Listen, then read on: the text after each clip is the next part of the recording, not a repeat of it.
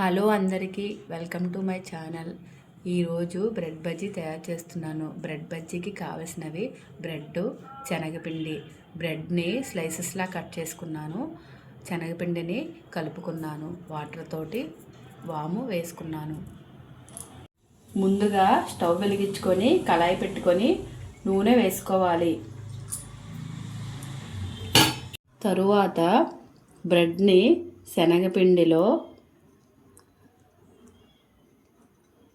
ముంచి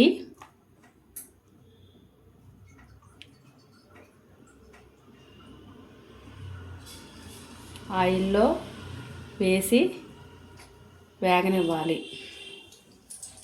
బ్రెడ్ని ఆయిల్లో deep fry చేయాలి.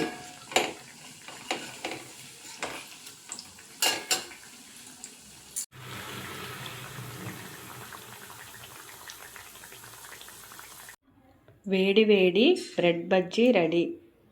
Please subscribe my channel. Thank you అందరికీ.